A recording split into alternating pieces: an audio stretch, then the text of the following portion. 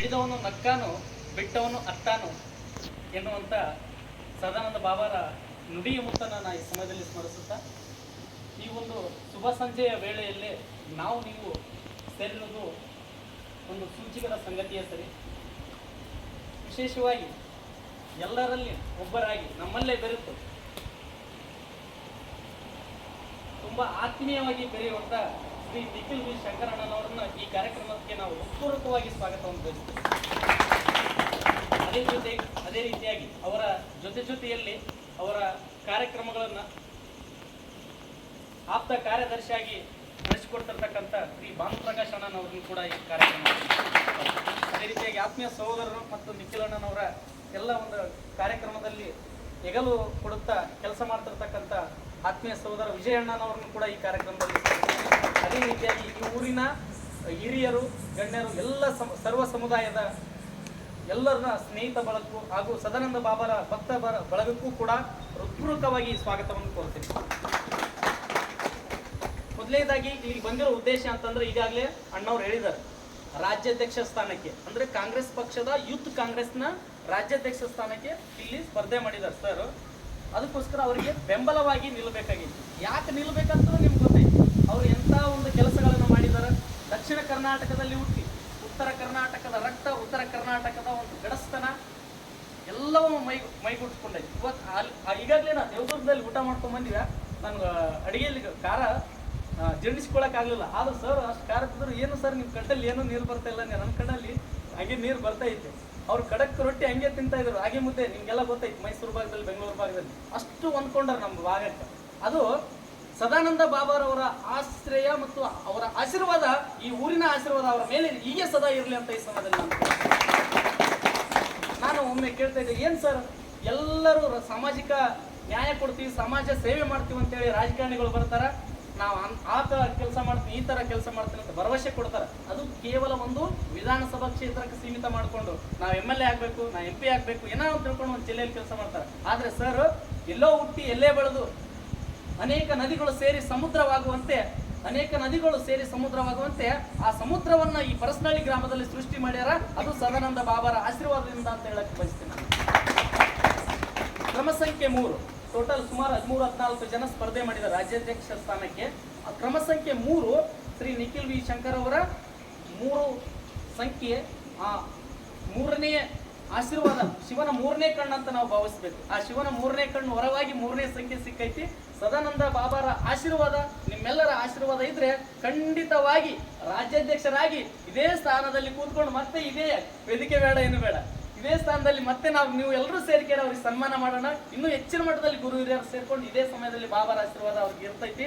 ಅದಕ್ಕೆ ಮತ್ತೆ ಕೇಳ್ತೀನಿ, ಅವರ ಸಾಧನೆಗಳ ಪಟ್ಟಿ ಹೇಳ್ಕೊತಾದ್ರೆ ನಾನು ಶಾಕ್ ಆಗ್ತೀನಿ. ನಾನು ಇತ್ತೀಚೆಗೆ ನಾನು ಕೋಳೂರು ಮಲ್ಲಪ್ಪನವ್ರ ಹೆಸರು ಅಣ್ಣವ್ರು ಹೇಳಿದರು, ನನಗೆ ಗೊತ್ತಿರಲಿಲ್ಲ.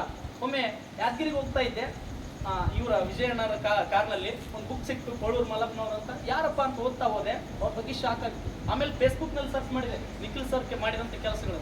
ಅಲ್ಲಿ ಹೆಂಗಿತ್ತಂದ್ರೆ ಕೋಳೂರು ಮಲ್ಲಪ್ಪನವ್ರಿಗೆ ಸಣ್ಣ ಗತಿಗೆ ನಮ್ಮ ತಂದೆ ತಾಯಿ, ನಮ್ಮ ಮುತ್ತಜ್ಜನವ್ರದ್ದು ಹಿಂದಿನ ಸಮಾಧಿ ಇರ್ತಾವ ಹೊಲದಲ್ಲಿ, ಆ ಥರ ಒಂದು ಸಮಾಧಿ ಸಣ್ಣದು. ಅಲ್ಲಿ ಅವ್ರು ಕೋಳೂರು ಮಲ್ಲಪ್ಪನವ್ರು ಯಾರು ಅಂತಂದ್ರೆ ಹೈದರಾಬಾದ್ ಕರ್ನಾಟಕದ ಗಾಂಧಿ ಅಂತ ಕರಿತೀವ್ರಿ. ಹೈದರಾಬಾದ್ ಕರ್ನಾಟಕದ ಗಾಂಧಿ. ಆದ್ರೆ ಆ ಗಾಂಧಿಗೆ, ನಿಜವಾದ ಗಾಂಧಿಗೆ ಸಿಕ್ಕಂತ ಗೌರವ ಎಳ್ಳಷ್ಟು ನಮ್ಮ ಕೋಳೂರು ಮಲ್ಲಪ್ಪನವ್ರಿಗೆ ಸಿಕ್ಕಿರ್ಲಿಲ್ಲ. ಕೋಳೂರು ಮಲ್ಲಪ್ಪನವ್ರು ಯಾರು? ಜವಾಹರ್ಲಾಲ್ ನೆಹರು ಅವರ ಪಕ್ಕದಲ್ಲಿ ಕೂತು ಊಟ ಮಾಡೋ ಧೈರ್ಯ ಯಾರಿಗಿರ್ಲಿಲ್ಲ, ಅವ್ರ ಪಕ್ಕದಲ್ಲಿ ಕೂತ್ಕೊಳ್ಳೋ ಧೈರ್ಯ ಯಾರಿಗಿರ್ಲಿಲ್ಲ. ಆದ್ರೆ ಅವರಿಗೆ ಎಂತ ಧೈರ್ಯ ಇತ್ತಂತಂದ್ರೆ, ಕೋಳೂರು ಮಲ್ಲಪ್ಪನವ್ರು ಅಂದ್ರ ಹ್ಯಾಂಡ್ ಶೇಕ್ ಮಾಡ್ತಿದ್ರು, ನಮಸ್ತೆ ಬುದ್ಧಿ ಅಂತ ಕರಿತಿದ್ರು. ಅದು ಕೋಳೂರು ಮಲ್ಲಪ್ಪನವ್ರ ವ್ಯಕ್ತಿತ್ವ. ಕೋಳೂರು ಮಲ್ಲಪ್ಪ ಮತ್ತು ಜವಾಹರ್ಲಾಲ್ ನೆಹರು ಅವರು ಮೇಜಿನ ಮೇಲೆ ಕೂತು ಊಟ ಮಾಡ್ತಿದ್ರೆ ಇಂದಿರಾ ಗಾಂಧಿ ಅವರು ಸ್ವತಃ ಬಡ್ತಿದ್ರಂತೆ. ಪ್ರೀತಿಯಿಂದ ಅಣ್ಣಾಜಿ ಅಂತ ಕರಿತಾ ಇದ್ರು ಇಂದಿರಾ ಗಾಂಧಿ ಅವರು. ಸ್ವತಃ ಅಣ್ಣಾಜಿ ನೀವು ಮುಖ್ಯಮಂತ್ರಿ ಆಗ್ರಿ ಅಂತಂದ್ರೆ ನಯವಾಗಿ ತಿರಸ್ಕರಿಸಿದ್ರು ಅವರು. ಅಂತ ವ್ಯಕ್ತಿ ರೀ. ಈಗ ನಾವೊಂದು ಸೀಟ್ ಸಲ ಅಂತ ಎಲ್ಲೇ ಒಂದು ಕಾರ್ಯಕ್ರಮಕ್ಕೆ ಹೋಗಿರ್ತೀವಿ, ನಮ್ಗೆ ವೇದಿಕೆ ಮೇಲೆ ಕರ್ಲಿಲ್ಲ ನೋಡು, ನಾವು ಇಲ್ಲೇ ನಿಂತೀವಿ, ನಮ್ಗೆ ಶಾಲ ಸನ್ಮಾನ ಮಾಡಲು ನೋಡಂತೀವಿ. ಆದ್ರೆ ಮುಖ್ಯಮಂತ್ರಿ ಹುದ್ದೆ ಅವರ ಮನೆ ಬಾಗಿಲಿಗೆ ಬಂದು ತಿರಸ್ಕರಿಸಿದ್ರಲ್ಲ, ಆ ವ್ಯಕ್ತಿಯ ಸ್ಮಾರಕ ಮಾಡ್ಯಾರ ಅಂತಂದ್ರೆ ಇವ್ರನ್ನ ನಾವು ಸ್ಮರಿಸಬೇಕಾಗಿದೆ. ಆ ವ್ಯಕ್ತಿಯನ್ನು ಗುರುತಿಸಿಕೊಂಡು ನಾವು ಇಲ್ಲೇ ನಮ್ಮ ಯಾದಗಿರಿ ಜಿಲ್ಲೆಯಲ್ಲಿ ಇದ್ಕೊಂಡು ನಮ್ಗೆ ನೀವು ಗೊತ್ತಿರಲಿಲ್ಲ, ಆದ್ರೆ ದಕ್ಷಿಣ ಕರ್ನಾಟಕದಲ್ಲಿ ಇದ್ಕೊಂಡು ಆ ವ್ಯಕ್ತಿ ಬಗ್ಗೆ ಅಧ್ಯಯನ ಮಾಡಿಕೊಂಡು ಆ ಒಂದು ಸ್ಮಾರಕ ನಿರ್ಮಾಣ ಮಾಡ್ಯಾರಪ್ಪ ಅಂದ್ರೆ ನಿಜಕ್ಕೂ ಸೂಚಿಕದ ಸಂಗತಿ. ಲಕ್ಷಾಂತರ ರೂಪಾಯಿ ಖರ್ಚು ಮಾಡಿ ಆ ಸ್ಮಾರಕ ಮಾಡ್ಯಾರ. ಮಾಡಿದ್ರ ಬಗ್ಗೆ ಅವರು ಅಧ್ಯಯನ ಮಾಡಬೇಕಾಗಿದೆ. ಇತ್ತೀಚೆಗೆ ರಾಜ್ಯ ಮಟ್ಟದ ರಸಪ್ರಶ್ನೆ ಕಾರ್ಯಕ್ರಮ ನಡೆಯಕತ್ತಾವ, ಸಾಕಷ್ಟು ಕಡೆ ಪ್ರಶ್ನೆಗಳು ಕೂಡ ಬರಕತ್ತಾವ. ಮೊನ್ನೆ ಒಂದು ಕಾರ್ಯಕ್ರಮ ನಡೀತಿ ಇಲ್ಲೇ ಕಕ್ಕೇರದಲ್ಲಿ. ಹೈದರಾಬಾದ್ ಕರ್ನಾಟಕದ ಗಾಂಧಿಯಾನ್ ಎಂದು ಯಾರನ್ನ ಕರೀತಾರೆ ಅಂತ ಕೇಳಿದ್ರು. ಕೋಳೂರು ಮಲಕ್ನವ್ರ ಯಾರಿಗೂ ಗೊತ್ತಿಲ್ಲ, ಬಟ್ ಸರ್ ಮಾಡಿದ್ರು, ಪರಿಚಯ ಮಾಡಿದ್ರಲ್ಲ, ಅದ್ರ ಮೂಲಕ ಈಗ ಗೊತ್ತಾಗತೈತಿ. ಮತ್ತೆ ಆ ಸ್ಮಾರಕ ನಿರ್ಮಾಣ ಮಾಡಿದವ್ರು ಯಾರು ಅಂತ ಕರೆಂಟ್ ಅಫೇರ್ಸ್ ಇದರಲ್ಲಿ ಬಹುತೇಕ ಯುವಕರು ನೀವು ಕಾಂಪಿಟೇಟಿವ್ ಓದ್ತಿರ್ತೀರಿ, ಕಾಂಪಿಟೇಟಿವ್ ಪ್ರಶ್ನೆ ಬರೋ ಸಂಭವ ಇರ್ತೈತಿ. ಮೊನ್ನೆ ಸುಮಾರು 21,000 ರೂಪಾಯಿ ಬಹುಮಾನ ನೋಡ್ಕೊಂಡು ಹೋಗ್ಯಾರ ಒಂದೇ ಒಂದು ಪ್ರಶ್ನೆಯಿಂದ. ಸರ್ ಬಗ್ಗೆ ಹೆಸರು ಗೊತ್ತಿದ್ರ, ಅವ್ರು ನಿರ್ಮಾಣ ಮಾಡಿದವ್ರು ಯಾರು ಅಂತ ಕೇಳಿದ್ರೆ ನಿಖಿಲ್ ವಿ ಶಂಕರ್ ಅಂತ ಹೆಸರು ಹೇಳಿದ್ರು. ಅದು ಅವರ ಹೆಸರಿಗಿರೋ ತಾಕತ್ತು ಮತ್ತು ಸದಾನಂದ ಬಾಬರ ಆಶೀರ್ವಾದ ತಾಕತ್ತು. ಅವ್ರಿಗೆ 21,000 ಗೆದ್ದಾರ ಅಂತಂದ್ರೆ ನಿಖಿಲ್ ಸರ್ ಅವರ ಒಂದು ಹೆಸರು ಮತ್ತು ಬಾಬಾರ್ ಅವರ ಹೆಸರು ಅಂತ ಈ ಸಮಯದಲ್ಲಿ ಬಯಸ್ತೀನಿ. ಈಗ ಸುತ್ತಿ ಬಳಸಿ ಮಾತಾಡೋದಿಲ್ಲ, ನೇರವಾಗಿ ವಿಷಯಕ್ಕೆ ಬರ್ತೀನಿ. ನಿಮ್ಮ ಊರಿನ ಯಾವತ್ತು ಸಪೋರ್ಟ್ ಹಿಂದಿನಿಂದನೂ ಸರ್ ಜೊತೆ ಐತಿ, ಈಗಲೂ ಇರ್ತೈತೆ ಅಂತ ನಾನು ಭಾವಿಸ್ತೀನಿ. ಕ್ರಮ ಸಂಖ್ಯೆ 3ಕ್ಕೆ ನೀವೆಲ್ಲರೂ ಸೇರಿ ಮತ ಹಾಕಬೇಕು. 18 ವಯಸ್ಸು ತುಂಬಿದ ಪ್ರತಿಯೊಬ್ಬರು ಕಡ್ಡಾಯವಾಗಿ ಮತ ಹಾಕ್ರಿ. ಇಲ್ಲಿ ಯಾರ್ದು ಏನು ದುಡ್ಡು ಖರ್ಚಾಗೋದಿಲ್ಲ. ನಿಮ್ಗೆ ಓಟ್ ಹಾಕುವ ವಿಧಾನವನ್ನು ನಂತರ ತಿಳಿಸ್ತೀವಿ. 35 ಗರಿಷ್ಠ ವಯಸ್ಸು, 35 ವರ್ಷ ಮೀರಿದವರು ಮತ ಹಾಕ್ಲಿಕ್ಕೆ ಇಲ್ಲಿ ಯೋಗ್ಯರೇ ಆಗುವುದಿಲ್ಲ. 35ನೇ ವಯಸ್ಸು ಒಳಗಿರೋರಿಗೆ ಅವಕಾಶ ಐತಿ. ಈಗಾಗಲೇ ಬಹುತೇಕ ಬಹಳ ಜನರು ಈಗ ಓಟ್ನಲ್ಲಿ ನಿಷ್ಪಕ್ಷಪಾತವಾಗಿ ಸ್ಪರ್ಧೆ ಮಾಡ್ತಾರೆ. ಕೆಲವರು ಇಲ್ಲಿ ಸರ್ ನಾವು ಕಾಂಗ್ರೆಸ್ನಲ್ಲಿ ಇದ್ದೀವಿ, ನಾವು BJP JDS ನಲ್ಲಿ ಇದ್ದೀವಿ ಅಂತ ವಿಚಾರ ಮಾಡಬಾಡ್ರಿ. ಪಕ್ಷಾತೀತವಾಗಿ ನಿಮ್ಮ ಊರಿಗೆ ನಿಮ್ಮ ಊರಿನ ದೈವದ ಭಕ್ತರಾಗಿ ಅವರು ಬಂದಾರ. ಇಲ್ಲಿ ಕಾಂಗ್ರೆಸ್ ಪಕ್ಷದ ಒಬ್ಬ ಅಡಿಯಾಳಾಗಿ ಬಂದಿಲ್ಲ. ನಾ ಬಾಬಾರವರ ಸೇವೆ ಮಾಡ್ತಾ ಇದ್ದೀನಿ.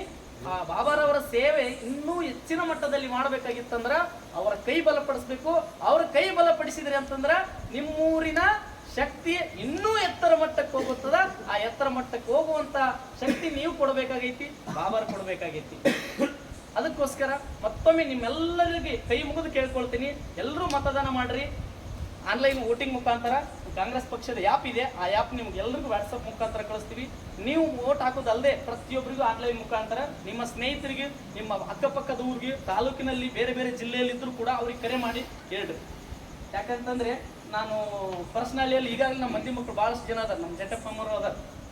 ಅವ್ರಿಗೆ ನನ್ಗೆ ನಿಖಿಲ್ ಸರ್ ಇಲ್ಲಿ ಈ ಥರ ಒಂದು ವಾತಾವರಣ ಸೃಷ್ಟಿ ಮಾಡ್ಯಾರ ಅಂತ ನನಗೆ ನಿಜವಾಗ್ಲೂ ಗೊತ್ತಿರಲಿಲ್ಲ. ಅದಕ್ಕೋಸ್ಕರ ಅವ್ರಿಗೆ ನೀವು ಎಲ್ಲರೂ ಸೇರಿ ಬೆಂಗಾವಲಾಗಿರೋಣ. ಈ ಸಮಯದಲ್ಲಿ ಮತ್ತೆ ಹೆಚ್ಚಿನ ಮಾಹಿತಿಯನ್ನು ಸರ್ ಕೊಡ್ತಾರೆ. ನೀವು ಎಲ್ಲರೂ ಸಪೋರ್ಟ್ ಮಾಡ್ತೀರಾ ಅಂತ ಕೇಳ್ತೀನಿ. ಸಪೋರ್ಟ್ ಮಾಡ್ತೀರಾ? ಎಲ್ಲರೂ ಮಾಡ್ತೀರಾ? ಜೋರಾಗಿ. ಓಕೆ, ಧನ್ಯವಾದಗಳು, ನಮಸ್ಕಾರ.